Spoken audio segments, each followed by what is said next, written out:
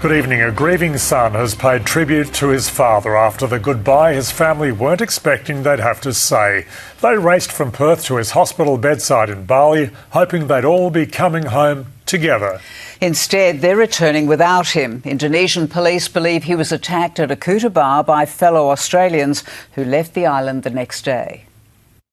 The heartbreaking end to a Bali holiday. We had to say goodbye to our dad.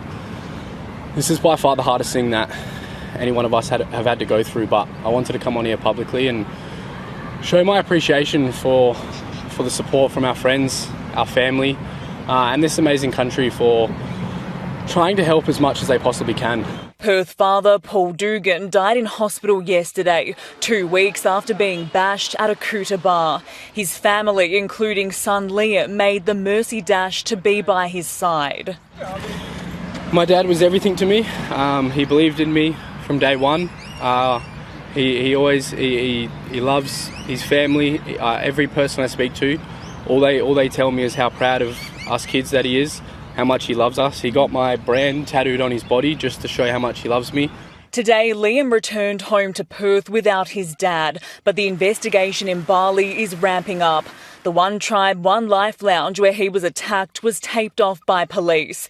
Indonesian authorities say the suspects flew to Melbourne the day after the assault. From the checking of the border, their destination was the same, to Avalon, Victoria, Australia. So all 4 persons have been on the flight to Avalon. The tragedy has left friends in Perth shell-shocked. A bit gutting to know one of our own is gone. But most importantly, I want to say thank you on behalf of Dad, as he never got to see how many people are there to support him. When I decided to reach out to social media in hopes to get him home, my goal was to show him when he woke up how many amazing people are there to support him and that everything's going to be okay. The investigation is being led by Indonesian authorities, who say they're working closely with the Australian consulate and embassy, while the British High Commission is helping the Dugan family. He'll forever be in my heart, he'll forever be in my family's hearts, and we will continue to make him proud. As a family waits for answers and justice. Brianna in Ferreira, 7 News. Liam's touching tribute to his dad just hours after returning from Bali is on our website. You can see it at 7news.com.au. An explosion has rocked Port Beach in Fremantle. The Army and Navy were called in following the discovery of a mystery object that was washed up on the sand. They weren't taking any chances, fearing it was an unexploded ordnance. Port Beach on high alert over a suspicious item on the sand. Water police circled offshore while the Army and Navy tried to work out what they were dealing with. They weren't taking any chances. I saw this black plume of smoke when they detonated it. So it was all excitement at Sandtrack Beach. Thankfully, it wasn't as dangerous as first feared. It was a marine marker, a type of flare used by the Defence Force. And I saw them digging in the sand, and apparently they found an unexploded ordnance. The beach was shut for more than 3 hours, and so was the main freight route into the port. Trucks backed up for hundreds of metres. I had to go over the bridge and then back again. So yeah, it was a huge queue of a lot of trucks all lined up. Defence Force personnel gave the all clear just before lunch. Yeah, I guess they just do that job every now and again. They wash up apparently, or they get uncovered quite frequently. This type of marine marker is only used by the military and could have been floating around for months before washing up here at Port Beach. This afternoon, the beach back to normal. Oh, I swim every morning at Sandtracks, but this is the most exciting I've seen it.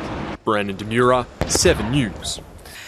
Explosive new allegations have been made in the Sydney Swans scandal. A lawyer for the women involved claims there were more men in the hotel room than just the 5 players.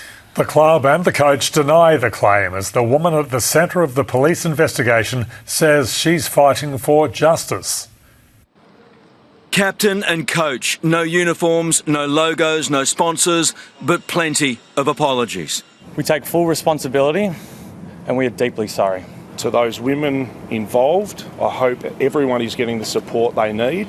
revealing extreme frustration with the 5 stood-down players: Isaac Heaney, Chad Warner, Riley Bice, James Jordan, Nick Blakey. My position is that I fully support the sanctions that have been handed down by the club. We are extremely disappointed at the actions of the players. They denied there was a split, but wouldn't say whether the 5 would ever be welcomed back. Have you spoken to them, Callum? Yes, I have. And how was that conversation? Extremely hard. Extremely hard. How are they going? Like people would expect. It was the most difficult press conference of their lives, with the CEO and key squad members supporting.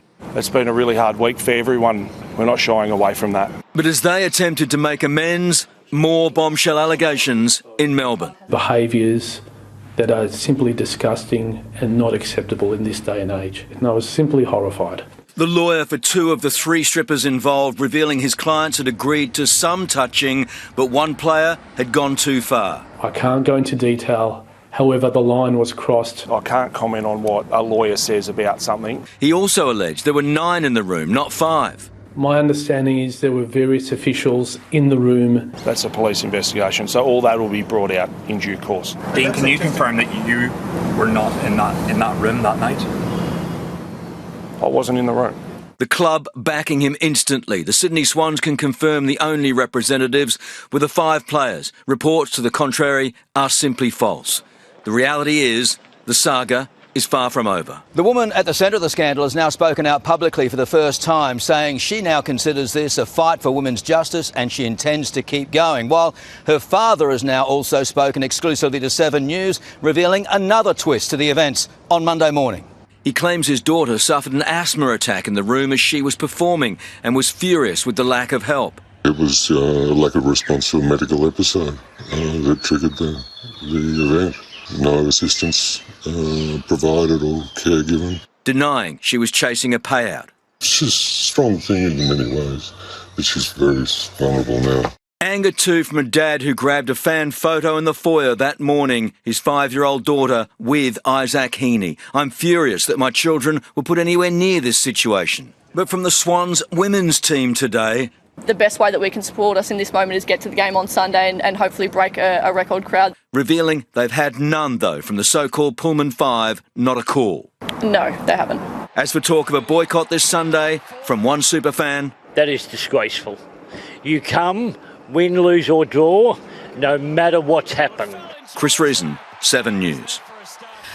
A Perth man who shamefully stole millions of dollars from his own mother has been jailed for 5 years. Aaron Andella, with his brother, forged his mother's power of attorney and sold her assets when she was in care. She then made a complete recovery. Aaron Andella forged his sick mother's power of attorney and sold off her millions in assets to share with his brother. A greedy and shocking act of elder abuse that came undone when his mother made a full recovery, discovering his fraudulent scheme that today landed him a 5-year prison sentence, a judge labelling him shameless. The 46-year-old's mother, Eunice Ferrero, was placed into care diagnosed with early onset dementia in 2022. The Andella brothers discovered her will and weren't happy with their returns, so Aaron decided to create a forged power of attorney document, falsely claiming he and his brother were in control of Ms. Ferrero's affairs. He forged his mother's signature, even got 2 fake witnesses to co-sign. Then the pair sold off Ms. Ferrero's $2.5 million North Beach property and 3 investment properties in Jundana. Eunice wasn't as sick as first thought. After about a year in care, she made an unexpected recovery, only learning of her son's betrayal after she saw strangers in her home here in North Beach. Her Jundana properties had been demolished. Financial abuse is the highest prevalence type of elder abuse. And so 80% of the time, financial and elder abuse cases happen at the hands of a family member. Both of Eunice's sons are now in jail. Aaron has to serve 3 years behind bars before he's eligible for parole. Then he'll be forced to pay back a huge debt to his mother, more than $1.2 million. Cassidy Mosconi, 7 News. Councils are warning there's a growing number of fires erupting in rubbish trucks across Perth. Residents dumping batteries and electronics in bins are being blamed, and ratepayers are left with the bill. A fleet of trucks all built to keep our suburbs clean, but increasingly these vehicles are being reduced to rubbish themselves. Waste trucks becoming infernos, fire emergencies now hitting crisis point, happening 3 times a week across the state. There is a cohort of people that just put anything in every bin, and that's where we see a lot of these problems arise. Set off by crushed batteries and electronics, banned from the red, yellow and green bins. It takes only seconds to realise why. For example, a battery product that comes from Shein and Temu, there's a lot more lithium batteries out in circulation at the moment. But we've had 5 fires alone this year in our trucks. Bad batteries and behaviour growing. Victoria Park, Stirling, South Perth, all captured this year. City of Swan counting 20 in the last 7 years, 6 of those in the last 6 months. Just this week, the FOGO rules clearly not followed, Swan Council discovering a printer inside burnt-out waste. Replacing these trucks is expensive. The cost for one is more than $500,000 and it's not quick. The average turnaround, 9 months from order to delivery. The impact in our collection of rubbish for our ratepayers is obviously there as well. Do you reckon you've ever disposed of a battery in your bin before? I have, I must admit. Oh, for sure.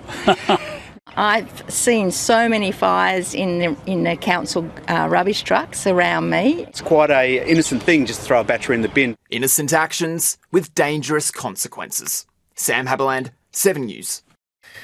UK rapper Young Philly will go on trial again on 3 counts of rape. A retrial has been ordered on the charges of sexual penetration without consent after a jury was unable to come to a decision last month. The alleged victim has told prosecutors she's willing to give evidence again. The performer, whose real name is Andreas Barrientos, did not say anything as he left court. Are you disappointed with the decision? The charges relate to a night in September 2024 when the 30-year-old and a young fan returned to his hotel room after a performance at a Hillary's nightclub. Even in the face of unbearable grief, the family of Lily Hooper is showing remarkable strength and forgiveness after initially being told she'd been found alive.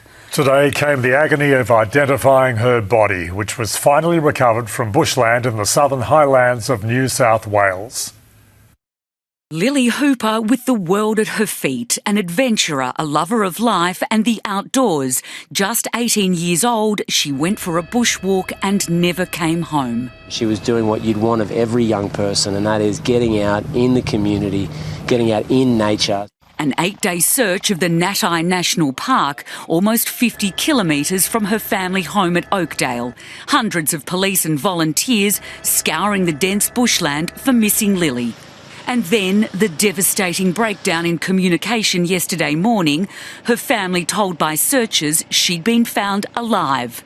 20 minutes later, utter devastation. Lily had actually died. Police promising today it will never happen again. Yesterday's miscommunication, as tragic as it was not born out of ill will. We want to make sure this doesn't happen again. It was a terrible set of circumstances. We will work through that. In an incredible display of courage, Lily's dad, Jim, says he holds no anger towards police and the SES who bungled the information when her body was found. Instead, telling 7 News he's grateful to them for never giving up on finding his precious girl. This afternoon, Jim and his wife Kiralee visited their daughter's body at the coroner's office, where a post-mortem will take place to work out how Lily died. Clementine Cuneo, 7 News.